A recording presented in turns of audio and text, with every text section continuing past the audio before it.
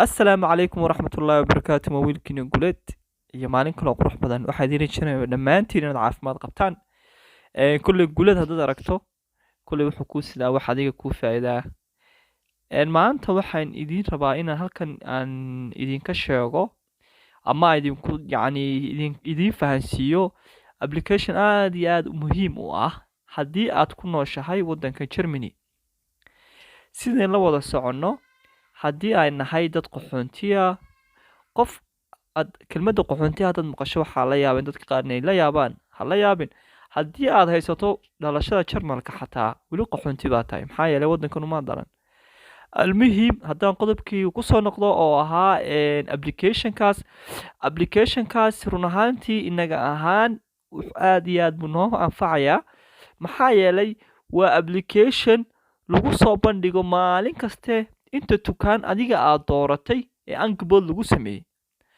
adigoo shaqadaada jooga ama goobtaada waxbarasho ama gurigaaga iska jooga ayaad qunyar la soconaysaa wax kasta oo qiimo dhimis lagu soo sameeyey dukaamada oo dhan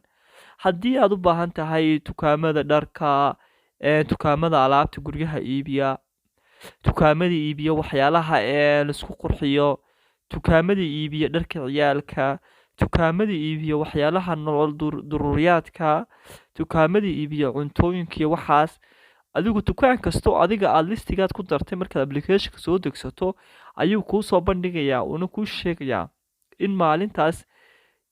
ama tusaale ahaan isbuucaas lagu jiro ama isbuuca soo socda la sameyn doono qiimo dhimis aad u muhiimsan oo aad u weyn waana shay aad iyo aad u muhiimsan inaga ahaan qaxoonti ahaan markayn joogno waddankan waxyaalaha qaar ma fahansana sistamyada qaar laakiin dadka waddankan u dhashay sistamkao dhan bay fahansan yihiin waxaad arkaysaa qof ama markaad tusaale ahaan dukaan booqato waxaad arkaysaa dadka waddankan u dhashay iyagoo wadasita warqadahaas oo ay ku qoran yihiin ama waxaa jira ama in boosto loogu soo diro ama uu dukaanka toos uga qaato warqadahaas waxaa ku qoray inta shay uu dukaankaasi ku soo sameyn doono ama uu ku sameeyo isbuucaas qiimo dhimis aad u muhiimsan waxaa laga yaabaa alaab adu marka hore 5 euro ama 6 euro ku iibsan jirtay in 2 euro ama 1 euro laga dhigo waana shay aad iyo aad u muhiimsan maxaa yeelay lacag badan baa kuu baaqanaysa waana shaygii laftirkiisii waad arkaysaa markaas inaga ahaan waxaa laga yaabaa waxa inagu ma xiisayno ama muhiimad ma siino dukaanku ma iska tagnaa waxaan arnay soo qaadanaa marka waxaan adigu markasta waxaa fiican inaad la socoto abkaas aad dukaanka aad badanaa kuu dhow ama aad adigu xiisaysan wax ka iibsato inaad markasta abkan aad ka eegto marka aad ka eegtana aad markasta la socoto angiboodka ama waxyaalaha qiimo dhimista uu dukaankaasi soo sameeyey ama isbuuca dambe ama sameyn doono maxaa yeelay markaste taariikhda ayuu soo qorayaa uu sheegayaa odhanayaa tusaale ahaan maanta bishu waa 6 wuxuu ka odhanayaa isbuuca soo socda oo dhan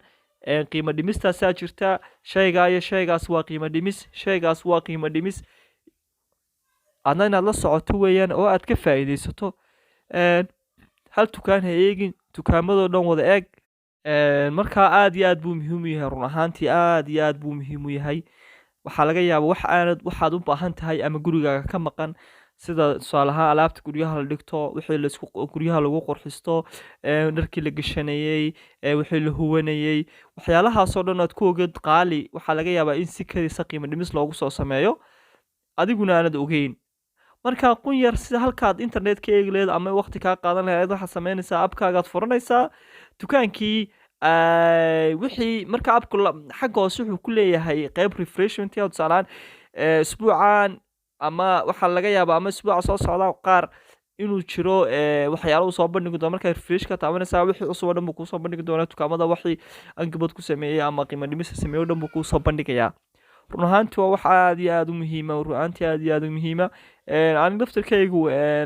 systemkan maan aqoonin abkan iyo waxaan maan aqoon laakiin gobol hore aan deganaan jiray ayaa waxaa jira asxaab carab ah oo aan la saaxiib ahaa oo abkan iyo barnaamijka ay fahansiisay markaa waxay ugu dhacday markasta abkaaga la soco oo wixii qiimo dhimis ku soo sameeyay maxaa yeelay anigu qof family aan ahay dadka familkan aad iyo aad bay muhiim ugu tahay maxaa yeelay waxaa laga yaabaa in wixii qarashaadkii ama waxyaalihii aad ugu talagashay oo kale inuu kugu filnaan waayo, maxaa yeelay alaabuu qaali noqdaa wax saasa, ama aad jeclaystay inaad guriga alaab usoo iibsato sida sariir inaad iibsato tii hore iska bedesho, ama inaad waxyaalo kijada ama waxyaalo saa ku saabsan inaad bedesho oo aad qaar cusub iibsato. marka waxaa jiro dukaamada alaabaha noocaas iibiya oo iyaguna markaa qiimo dhimistooda halkan kusoo bandhiga, waad la soconaysaa. hab online uu leeyahay oo dukaanka laftirkiisa markaad alaabta hesho qeyb online ahaan ayaa jira ood ku iibsanayso. dawaka runtii waa aad iyo aad bay muhiim u tahay. fadlan haddii aad waddanka Germany joogto ood fiidiyowga soo gaadho, waka alxamdulillah, suu rasuulkuna faray sallallahu alayhi wasallam, yani qof kastoo walaalkaaya waxaad la jeceshahay naftaada la jeclow. haddii aad hore aad barnaamijka u taqaanin alxamdulillah, oo waxba ka xaasan walaalkaaga Soomaaliyeed ee la wadaag, maxaa yeelay waxyaal lacag aad u badan ba isagana u baaqi noqonayso. waxa laga yaabaa inuu wax kale ama noloshiisa kale ama familkiisa uu ku dabaro, halkii uu marka hore tusaale ahaan biilkii bishii oo dhan uu 200 uu ku isticmaalo inuu wax yar kala baro ku isticmaalo, lacag badan uu soo noqotay alxamdulillah. taasina dee waa wax lagu farxo, maxaa yeelay walaalkaaga qofkan Soomaalida waa walaalka, qabiilku doono ahaado. marka muhiimaddu waxa weeyaan in fiidiyowgan kusoo gabagabeynaya walaalayaal, fadlan qof kastoo qof faa'iido leh wax barnaamij ama application faa'iido qof kale oo leh, fadlan inuu la wadaago. ama haddii uu xataa qofkaan waqti haynin uu tusaale ahaan